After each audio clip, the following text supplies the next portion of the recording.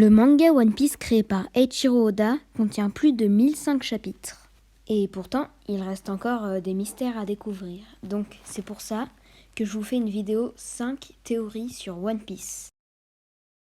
Je sais pas si vous avez remarqué, mais Teach est beaucoup représenté par le chiffre 3. 3 pistolets, 3 têtes de mort sur son chapeau, etc. Ce qui voudrait dire que Teach a 2 frères ou 2 sœurs, par exemple.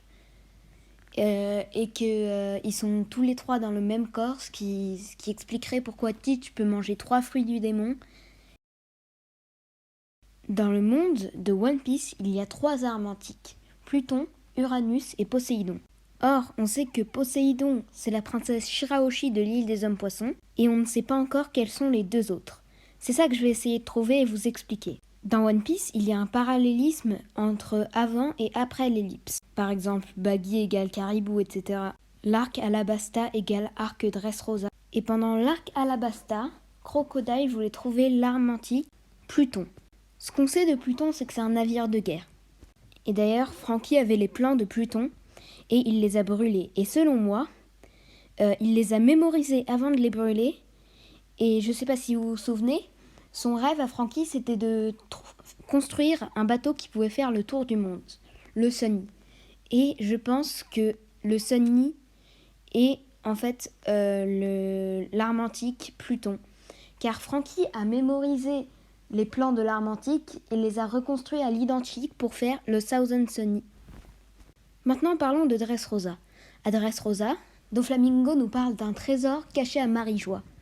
Et vu que je vous ai parlé du parallélisme entre avant et après l'ellipse, peut-être que Doflamingo aussi voulait trouver une arme antique, et du coup, l'arme antique, ce serait Uranus. Ça reste à vérifier, mais je pense que la 3e arme antique, Uranus, c'est le grand chapeau de paille à Marijois. Comme je vous l'ai dit tout à l'heure, il y a un parallélisme entre avant et après l'ellipse. Et Crocodile, après s'être fait libérer d'Impel Down par Luffy, les a aidés à Marineford. Ce qui voudrait dire qu'après l'ellipse, Luffy libérerait Doflamingo qui a été aussi enfermé à Impel Down dans le 6e cercle. Et ils feront la bataille finale contre le gouvernement mondial.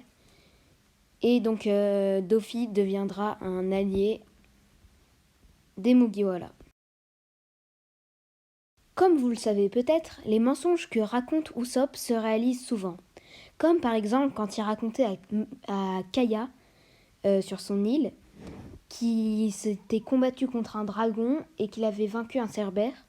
Eh bien ça s'est réalisé. Le cerbère, ils l'ont battu à Thriller Bark et le dragon, ils l'ont battu à Punk Hazard. Maintenant, est-ce que vous vous souvenez de Sogeking ou Sniper King? Vous savez, le gars là qui a aidé les Mugiwara pendant l'arc Enies Lobby.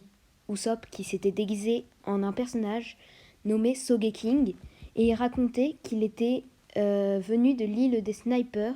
Je viens de l'île des snipers. Ce qui voudrait dire, vu que c'est un mensonge et que tous les mensonges d'Usopp deviennent réalité, que Usopp vient en vérité vraiment de l'île des snipers comme son père Yasopp. Si vous avez lu le tome 2 de One Piece, vous savez qui est Quina, la meilleure amie de Zoro, à qui il s'était promis de devenir les meilleurs sabreurs du monde. Malheureusement, elle est morte, mais je vais vous prouver le contraire. Vous voyez Tashigi, la fille de la marine? Eh bien, elle lui ressemble étrangement, pas que physiquement, mais aussi dans le caractère et mentalement.